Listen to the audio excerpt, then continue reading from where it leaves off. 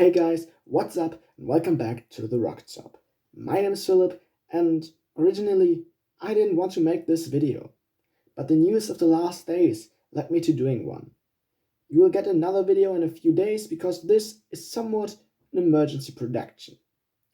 SpaceX has got a problem that we did not know of until a few days ago. The first glances at the situation involved a few senior development heads departing SpaceX due to little progress on the development of the Raptor engine. But what we thought to be another Elon Musk is pushing his employees to the limit thing turned out to be a far more severe problem than we could all imagine.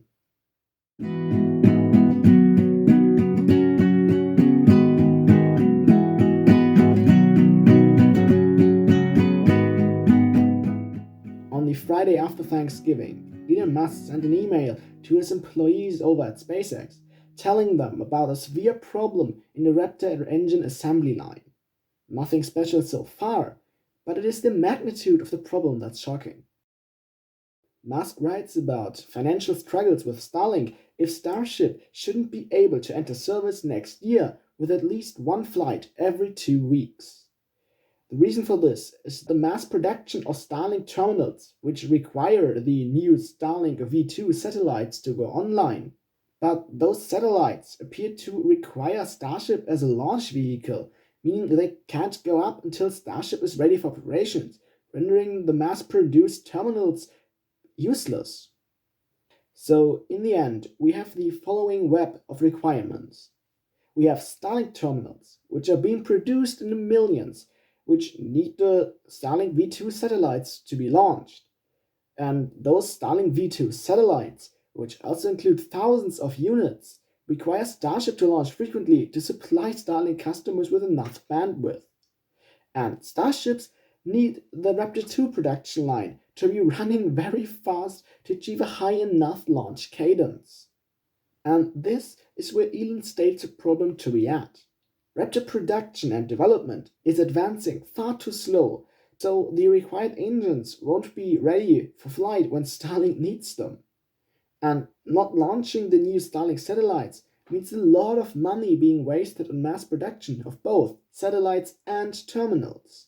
But why is the damage done by this bottleneck in the Raptor engine production line so severe that Elon wants his engineers to not take the Thanksgiving holiday off and instead fix the line? Well, it has to do with the V2 satellites. We don't know anything about them but a single sentence from Elon's mail. But that sentence is enough to get the entire point. Falcon 9 isn't able to launch these V2 satellites efficiently enough. He states that Falcon 9 has neither the volume nor the payload mass required to launch these satellites without being too inefficient. Likely meaning the Starlink V2 satellites being way larger than the V1 satellites.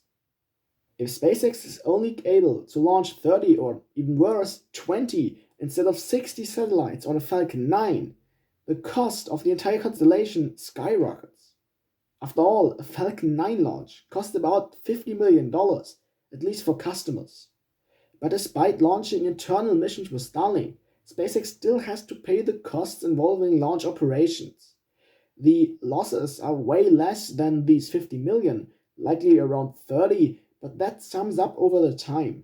So every additional launch means about $30 million being thrown out of the window.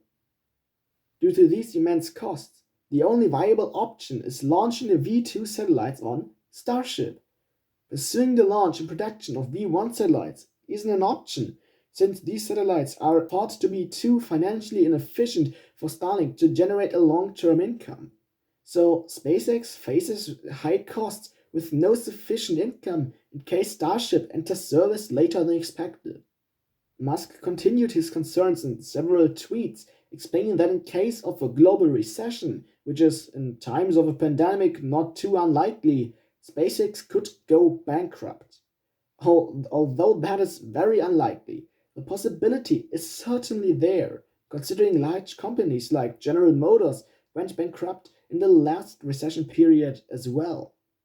Large projects like Starlink and Starship pose a huge financial risk for companies like SpaceX, but one that is worth taking. New developments are always endangered by delays and unexpected costs, and SpaceX is experiencing that for the second time now. As you may have guessed, they already survived the first one years ago. But even for a company experiencing so much success, a crisis like SpaceX's Raptor problem can mean the end. But since SpaceX has a lot of capital and is backed up by the richest man on the planet, the risk of actually going bankrupt is really low, but it's there. The flawed Raptor development and production processes should be able to be solved, but regulatory approval for flights every 2 weeks may turn out another problem independent of the crisis SpaceX is in now. A lot of discussing and engineering has to be done to make Starship a reality and not fail before succeeding.